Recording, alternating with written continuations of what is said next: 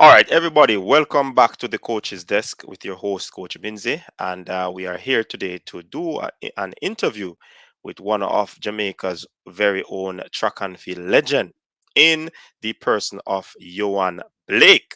And of course, we know that this person, Yohan Blake, he actually is a past student of the St. Jago High School, and he is the 2011 World 100-meter champion, joint second fastest man in the world, 9.69 seconds, and is the second fastest man over 200 meters, only headed by Usain Bolt. He has a time of 19.26 seconds. Ladies and gentlemen of Coach's Desk, please welcome Yohan Blake. Sir Blake, welcome to the Coach's Desk. Yeah, man, Lindsay, thank you for having me, man. Yeah, man, and it's a pleasure for us to have you here on the show. I really appreciate you taking the time out to be here. We know that you're a very busy man, so we don't want to, keep it too long. But how are you doing differently though? Before we get into the meat of the matter. To be honest, I'm great. Of life. Hmm. Not everybody can say that, and I'm doing good. I'm doing good. That's awesome. Amidst the uh virus or the pandemic that is happening, it's good to know that you are up and running. All right, let's get into it. How did you get involved in track and field? In other words, how did your track journey started? I would say my track journey started from me playing cricket. Actually, the principal saw me running up. I said, "No, man, this guy has some serious speed." Actually, I was moving faster than the ball when I let it go. So it all started from there, and that's how I got into track and field. I transfer over from cricket to do running. Yeah, that's awesome. I actually heard the story, but to hear it from you, it sounds a little bit better. Yeah, yeah, yeah. All right. Tell us about those good years being at St. Jago High School, participating in champs and all other events. When I didn't know anything about track and field when I just started, and what I could have achieved. When I went to San Diego, I get to know the ins and outs of track and field, and it was really good at San Diego. I did have one of the best coach in high school, or I could say in the world. Um, Through champs and everything, get to even to run at sports day at school, and so San Diego was, I think it was the right move for me. I didn't see myself anywhere else if I should do it over again. I think San Diego was the right choice because Danny Orton know what he was doing at the time. Yeah, man, that's awesome. So you'd have um, big up Sir Danny Arthur, one of the very best in the island when it comes on to track and field. So big up to Sir Danny Arthur. What was your most memorable race at champs, boys and girls champs? Hmm. I would say running against Romaldo Rose. It Mhm. was a big hype around that time. Me facing Romaldo. It, I think that was one of the most highlight for me at champs. Knowing that the rivalry, so much money was betting, people was calling me on radio, they're betting their houses on this race, because everybody thought that, Rose actually beat me at the character trials because they have character before champs, Yes, yes. and he was looking superb. And Danny didn't worry. We went back to school and actually do some works, do some sharpening up because Danny didn't shop me too much heading into character games. So he shot me up for champs, and I think even in that race run, 10:21 was off the chart. Awesome. So Romualdo Rose was one of your biggest threat at champs. Uh, Definitely, I would say Romario Rose was one of the biggest threat because I didn't really come up against no one else that would have stamped me as dangerous to say. what about one of your teammates in Ashmead? Yeah, Nicky Lashmi, he transferred from Ocho Rios I, and when he came to San Diego, he was coming up in the ranks, but it was all fun running with him. If you look back on most of those races, he would have came third, or when he get much better, he came second. But actually, one of the year that he beat me was in the 200 when I really got a back spasm, and I came third. He and Ramon Mackenzie. Okay, cool. Now, you gave up your eligibility, your final year of eligibility to represent St. Jago, and you actually moved on from champs. Do you have any regrets in terms of that decision? I wouldn't say I have any regrets because if I should do it again, I would have. Mm-hmm. When you come from a family knowing that you have a choice to go pro and make some money, so your family can earn from that. And my mother didn't have no money. It's not like St. Jago you know, was giving me everything that I want. My mother was there hungry, and Adidas offered me something, and I have to go. And if I should do it tomorrow, I would have to do it again because today I can say it was one of the best decisions I made not to go back to school. I've done everything in champs. Champs not really paying me. My mother is hungry. I have to take care of my family, so I did have to do that. So I don't see it as no regret. No. All right, cool. So it's one of those decisions that you'd have thought about, and even though you still believe it's a good decision. Kudos to you on that. You went over to the Racers Track Club.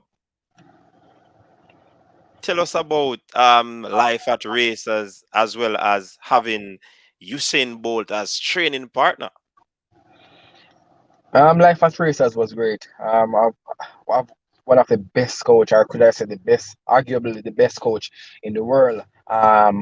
Training me and alongside the best athlete in the world. Training with Usain is no joke. Even though he's afraid of me in training, because I'm like a beast. That's where the name came from because of how I trained. Um, it was always we push each other. I remember when you seen in 2008 when I went to Racers, when you seen on his way to that wonderful or 2009 I should say, when he won that world championship. I was training with him, and every day he was looking forward to come and train with me because of how much I pushed him. And he pushed me as well to go even faster in whatever I'm doing, because in training when he take one stride I have to be taking two. I have to be working overnight when he's sleeping to get my stride line stronger so I can even take one when he's taking one as well. So I've been working twice as hard just to match up with him and just to even beat him on that day. Yeah, man, awesome. So, in a sense, so you got the name the Beast because you were ripping up the workout, so to speak. Yeah, man, I was rampant in training, and this is one thing. If you ask you, saying he will definitely say, "Oh, yeah, man," because he actually gave me the name. He said something to me, a beast, and I say, I'm going to use that and I'm going to create something from it. Mm-hmm. And then I watched Thriller, the Michael Jackson. I didn't even tell nobody about this. I watched Mm-hmm. Thriller, Michael Jackson, and I see Michael Jackson do something like this. I said, Yeah, oh, yeah. and then I put it in my head and I mimic it. And, so all of that with the beats and the movement from Michael Jackson, all of that it came from Usain and Michael. Okay, awesome. And you people are still friends, right? You still keep a good relationship, even though he has retired, and you're still doing tracks. That's a talking point for next time. All right, cool. All right, I kind of pick up what is happening there. All right, so in 2011, you were a world champion. Many spoke about Usain Bolt false starting in that event, rather than you winning the event. How did that make you actually feel, Johan, in terms of the highlight basically was taken off you, and it was all about Usain having that false start? In life, certain things you can't control certain things. And when it's your time, it's your time. And the sport was all about you saying, okay, that's you saying, enjoy that. But me in my own show, knowing that I've won the world championship, the little that recognized what I did, it was okay on my side. What due to Caesar, give to Caesar. So for me, it wasn't about, you saying false start or anything. Anything I could do, just win that medal for my country. That's what I did. If it was his time, it was his time. That day was just my day.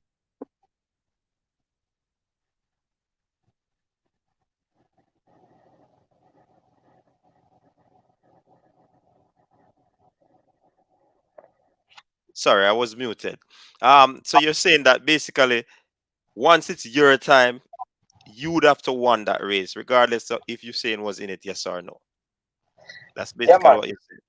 You can't fight your time, and there's always a reason for everything, and there's a reason why it falls start. Hmm. I don't know if you have any control over it or anything, but it was just my time to win that 100 meter. And you know, Johan, many were saying that, Usain Bolt did that deliberately, Yeah, or or he was so afraid of you at that particular time in his career that he wanted to get that start, because he struggles with the explosive or fast start that we would want an athlete to have. So you want to talk about that in short? You think he yeah. was afraid of you at the time, or When you train with someone and you know what they can do, and you see what they can do, I wouldn't say Usain is afraid. He's afraid of no one. That's what I know for sure. I think he just want to get out. I think he have probably record on his mind, and he just wants to get out. But he know that in his eyes and in his mind, I'm going to push him to the limit no matter what. So I wouldn't say he was afraid or anything. I wouldn't. I'm not saying he give me the race either. No one wants to give away a gold medal. No one wants to give away a first place. yeah. So I would say he's not afraid of no one. Probably in his mind, he wants to go and get the record, and he have to get up because the record is not easy. Okay, cool. And subsequent to that year, leading up to the 2012 London Olympic, you probably put in some decent amount of work, and you dealt with Usain Bolt at the trials. How did that make you feel going into the championship? I wouldn't say decent amount of work. Decent is too nice. I would say some beastly work because when you come up against a man that is seven something, and me as a short guy, how much work I have to put in, how much night and day to be at. I was like an ice by grade man, but in that time I call myself the ice by a grade boy because that's what I have to do. Stay up at night and work in Spartan stay open, so I could work there. So Okay. during that time, 2012, it was just bonus for me. It's just as I say, it was just my time, and I was ready. I was ready. I was training extra hard. I was training overtime. Some of the things coach said, "You want to get some rest." I'm working same way. That was one of my biggest mistake.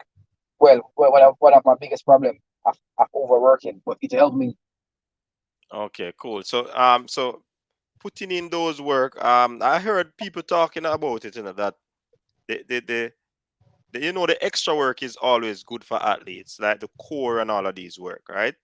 But first, I've always heard people say that it's like you go above and beyond in your training. And you think that that was one of your deterrent in really going into 2012 at the Olympics and defeating Usain again? Because we know at that you came second both in the 100 and 200 meters. Um, to be honest, to tell you, to be what happened at the Olympics, I can't even say it right here. You know, a lot of things sometimes. Some other things that is going on. We just don't speak about it. But my hard work sometimes it be a detrimental to me because I just work hard and I don't sleep. I don't like to miss a thing. I don't like sleep. And that's one of my biggest detrimental to my career. But if I should do it again, I would because it made me the person that I am today. Okay, great. And young athletes out there, Johan Blake is telling you, you need a rest. Go to your bed. Yeah, man. All Very, right. very important, man. Yeah, man, it's very important. So, Usain Bolt retired, and they say that you were the one to take up the mantle, like a Elijah sort of situation. But what went wrong at races? You left. Um, You- you- so next topic, I don't think I'm going to go into too much, but mhm, I just think it was my time to just move on, mhm. just to do something different. I've been here for a very long time, and I just did need a change. But the injuries that I have is very big, and um, uh, I have aluminum in my leg that attach my muscle to my bone, and it's kind of hard to run with. And a lot of people don't know that the injury that I got, I shouldn't be running right now. Yeah, exactly. Because my muscle came off my bone when I got that injury, and I have to do a surgery. Mentally, physically, they say I was fine, but I was not. I have to be nurturing it, scraping it, getting it straight, and everything. And mentally, it really got to me. But I still in it. I still fighting. So that was the same. That was the same problem you had at Olympics, the recent Olympics, where that pain in your leg. The Olympics, that pain in my leg was a blessing in disguise, because I didn't know that it was my quad, my old injury from Continental Cup that I ran a couple of years ago. Mhm, With Cuba Noelize, when I pull up in that race, act up on me. So I opted out of the 200 because I didn't want to um really have a big chance as well in the 4x1. So I said okay, which was good for me because I didn't know that I have an appendix and it was leaking. So if I did have run anymore, I would have died. oh yeah, because after the Olympics, you were admitted in rush to emergency surgery. And yeah, man, I have appendix that big like my bicep. That was all there leaking out inside of me, causing my belly to be swollen. Mhm, That no, because I wasn't in great shape, and I was wondering why I'm not feeling myself. And mhm, when I came home and I rushed to the emergency and find out what was going happening in my body, so even um, when I tested up the appendicitis, mhm, was a rare also bacteria inside of me that have to be an antibiotic right now. So mhm. a lot of people just see it, but they don't know what's going on. Yeah, definitely. Because a lot, as you say, a lot of people really criticize you strongly that you should have left the sport. You're not good again. Why haven't you left the sport? And a lot of derogatory things have been said about you. And now you're explaining here on the coaches desk what really happened. And the people, so you see, sometimes it's good to be in the know. It's not very good for us to judge. You know what I mean?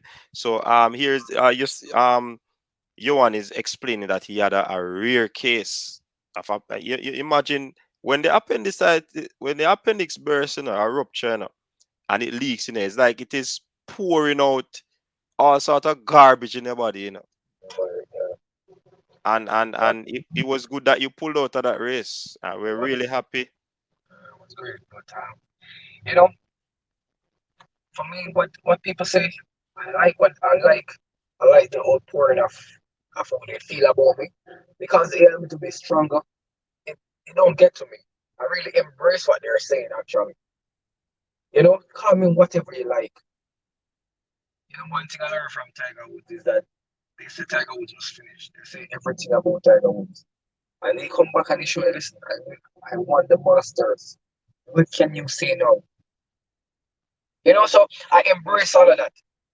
I embrace that verse. I'm a very strong individual mentally because I've grown so much and I embrace everything that they're saying. This is one thing young kids should know.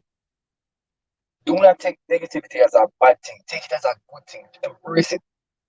Ride it on no long because in the end of the day, they must say thank you. That represent us well.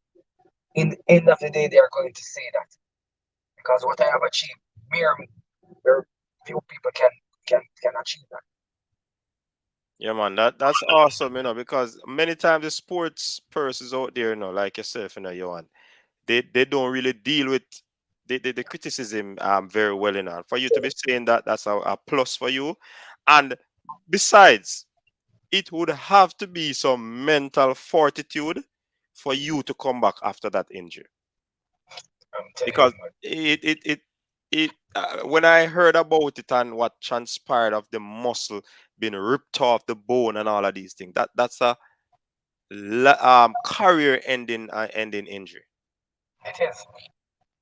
And for you to be for you to be back and you're still doing well and you're still preparing to take on the world, kudos to you in that one, man.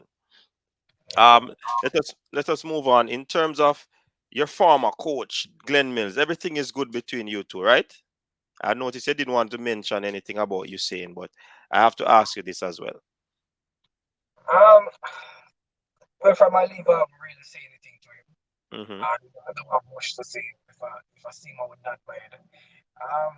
I just didn't, I just think things just didn't turn out the way I want to, with Coach Mills. But definitely I know, and I still regard him as one of the best in the world. So yeah. All right, cool. Now, in terms of your foundation, you have a foundation that helps out the some young boys. You want to elaborate a little bit on that because that's a good thing you're doing, you know. Yeah, man. As I said, I do things not for the likes and not for the love, just only to help each other. About the Why Be Afraid Foundation that we put together in 2011, help unfortunate boys because female tend to be more focused on boys. So we're taking the Mount Olivet boys home and we're transforming, making them, giving them computers, state of the art equipment, state of the art living facilities. That was just built. If one day you want to use your broadcast and take a view of it and do a walkthrough, you can, and just see the change that we have made, big changes. It's just, and also we have three home in Jamaica, the Pringles and the garden home. There is our females as well. We're just trying to help out because they're the future, and that's what I want to secure the future of Jamaica. Yeah, man, awesome, awesome work that you have been doing with these youngsters. You know, with your through your YB Afraid Foundation. No, Yohan, this is one of the questions or answers people would want to know about. You are at a new club, Hmm. Titans International. Um, you want to tell us about how did this come about? You moving to Titans, and we also hear that you're dabbling in a bit of mentoring of young athletes as well as doing a little coaching. Is that true? Or you're an athlete manager? Talk to us about that. Here's a can go court, but I always say, but yeah, when I left versus me and Gregory decided to do some work, and then Gregory decided to go on his own, and we say, we're going to do a club and formulate a club and get Michael Freighter on board and put it together and call it Titans. And that's how it came about. Then I said to myself, I go in my phone and I said I'm going to go to Dovecat. And then I went to Dovecat and I saw Minzy. So I said, no man, what he's doing here? I get Minzy. And Minzy said, no, Johan, there's few more grave down. There was Murphy. We dug up Murphy. And then And then there's Akeem Blake that reached out to me on Instagram that he wants to do some training and he wants to get better. And that's how everything came about with those athletes. Yes, definitely. I play a big role in helping out, mentoring, and help with the abs program. Because I know what it takes to be a champion, and I've worked through it. And if anything I can do to lend a helping and me training as well, they give me a second.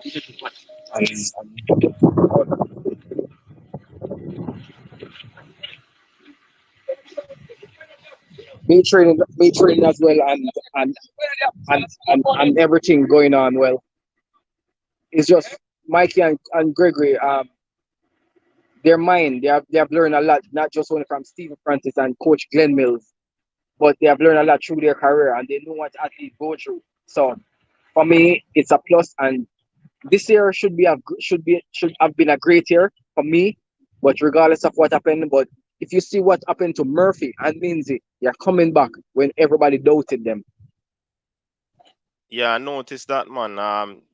Jaziel Murphy was improving exponentially rapidly. You know, and we noticed that.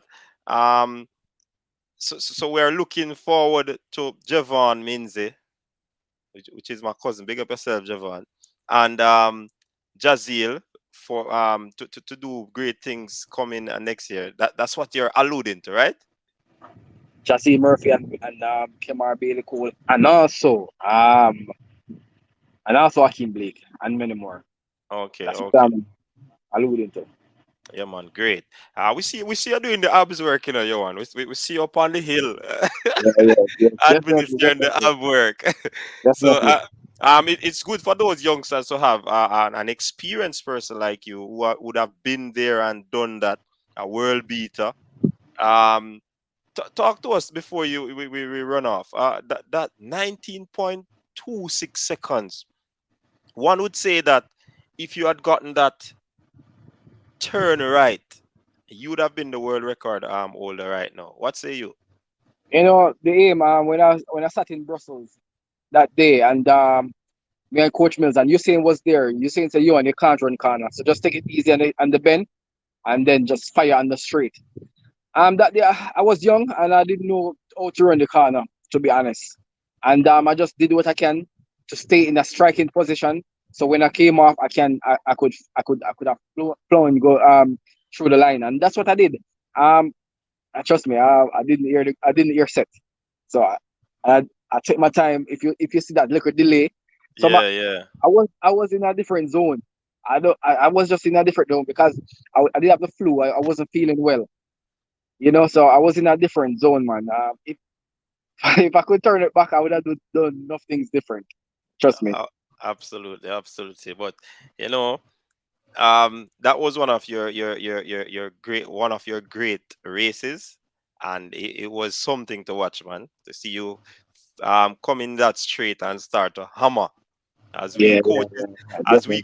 tell the athletes, finish strong. So Finish strong. I saw, yeah, I saw that's what you were doing, and it was good for the eyes. Um, Notice, Johan, also you are dabbling a little bit into business because we see where you have started out your wellness YB Wellness Center, and know that you are integral in part of the Titans Club. That will be helping out your athletes very well. Talk to us about the Johan YB's wellness center. Well, definitely. Not saying I've made it a lot from track and field, but you still want to have different income going forward. And some would say you need to have 12 different income, which I believe in. And I'm stepping away from the sports soon, not right now, but I'm getting there. And I still want to live or I'm living. Not saying I can't, but you still want to have like 12 different income, and also if you can use this to help each other. Some athlete come, they don't have it. We can give them at a very, very, very discounted price and are in some way where we can help. And I know about the injury part of it, and I know I can help. And not just only athlete, but stroke patient, people who have gotten injured, can't walk. So we have very experienced person there. They can come and feel good as well. Get a hot stone massage, Swedish massage. So we cater for everyone. Great. Finally, Johan, I want you to tell us and the persons who are viewing, you're going to be in Oregon, all being equal, Yeah, man, definitely. I'm going based to on be your in Oregon. preparation. So you're injury free. All of those things that you'd have spoken about, they are not bothering you anymore. Even though we can't predict going forward, because normally when the speed work comes in, that's when you start to feel a little niggle and all of these things. But we are Yeah, man. saying it on the positive end. You're going to be in Oregon. Definitely, thank you. I'm going to be in Oregon. I'm working towards that. Um, as I said before, I still haven't fully healed in my in from appendicitis. Hmm. I'm still taking it easy, but I'm feeling really good in training. I have coach that who understands and don't want me to push myself too much. I'm really looking forward for this World Championship. My body is all nothing is inside my body now. I'm doing more checkup in my body, and that's one thing you should always do. Always do a Mm-hmm. medical. Each kids must always do a medical start, and Yeah. before they go into their season, just to make sure that the body is running correctly, and just to make sure that everything is fuel inside the body and nothing is there. So that's one of the big mistake I make, and just looking into that going forward as well. Mm-hmm. So everything is good right now. All right, awesome, and we're wishing you all the best here on from the coaches desk team. We definitely hope that you know that you do so well that you could go to that Oregon trip, make the finals, and even come back with a medal. And whichever color it is, that would be That's a wonderful. plus. That would be a plus. Many might say, Coach means you're asking too much, but you're talented and you can never write off anyone. You can never. That's one thing I said. Never write off anyone. Anything is possible. I, Jazeel Murphy is a big example because he was nowhere. Titans basically took him back from obscurity Remember, into we told you the eye. earlier on, but we find him at Dove Cut Yeah. in our grave. You Mm-hmm. know, Yeah, man. Awesome. So, will Oregon be a final? Hurrah! I'm not sure. I'm not sure. I'm just taking it stage by stage and see Okay, how. great. Okay, awesome. Johan Blake, really appreciate you being here on the coaches desk. I just want you to take the time out to share anything that you want to share with the fans finally for them to hear what you're saying, what you're going to do and all of these stuff before we close off the show. I don't really have much to say. All I just saying, don't judge a book by the cover. Always know what's going on inside before you judge. Everybody is human. Put yourself in their shoes, and you know what they're feeling. You don't, and always think who you think you are. Don't ever think what people think you are. Always be yourself and trust yourself at all times and believe. All right, awesome. So again, people, thank you very much for tuning in. We really appreciate again Johan Blake taking the time out of his busy schedule to be here on the coaches desk. We appreciate it. Big up the whole St. Diego massive. Johan Blake is a Monk Street and a Punk Street general. So we really appreciate him being here on the show. Thanks, and I wish you all the best for the ensuing season. And we hope that you'll do what we believe that you can do from day one. You know what I mean? So Yeah, big up man. yourself, big up the world team Titans, big up Javon Minze, my cousin. Yeah, man, big up yourself. And you stay safe in this serious time. And like I said to the people out there, stay safe. Until next time we see you in another video. Peace out. Yeah, Your man. Thank you, style and your Father. flavor make the city rock. They must say the season come out with a bang. Coach Minzy, best round here. Remember that.